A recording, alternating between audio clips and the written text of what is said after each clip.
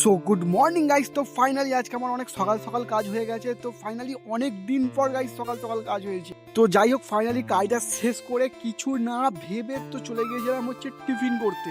তো যাচ্ছিলাম আমি একটা কাকিমার দোকানে। তো সেখানে গিয়ে কাকিমা আমাকে মুড়ি চানাচুর ঘুগনি দিই।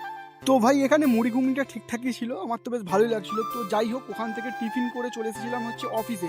অফিসে এসে আমরা একটা ভাইকে দেখি যে দেখি ডেলিভারির ব্যাগ নিয়ে সে তার পছন্দ ভালোবাসা মানুষটার জন্য চকলেট নিয়ে যাচ্ছিল, যেহেতু আজকে চকলেট দিয়েছিল।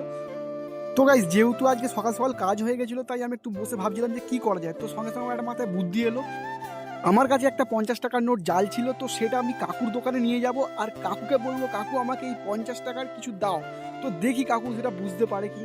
তো একটু ভয় লাগছিল যদি কাকু বুঝতে পারে তো কি বলবে না বলবে। তো নোটটা নিয়ে আমি কাকুর কাছে যাই আর কাকুকে বলি কাকু আমাকে এই কেক, এই চকলেট আর এই বিস্কুটগুলো আমাকে দাও। তো ফাইনালি কাকু নোটটা এদিক ওদিক ঘুরিয়ে দেখে আর বুঝে যায় আর বলে এটা কি নোট। তো ফাইনালি গাইস তো কাকু বুঝতে পেরে গেছে। তো যাই হোক কাকুর দোকান থেকে একটা আমি ধারে চকলেট কিনলাম আর কাকুকে বললাম তুমি একটু খাও। তো কাকু চকলেটটা ভাঙার জন্য অনেক জোর লাগাচ্ছিল। তো ফাইনালি একটুখানি কাকু ভাঙছিল। তো আমার একটু ভয় লাগছিল যদি কাকুর কাছে বেশি চলে যায়। তো যাই হোক আমাদের মধ্যে এমনটা হতেই থাকে। তো আমরা এখন চকলেট খাই, তোমরা চ্যানেলটা সাবস্ক্রাইব করো। বাই।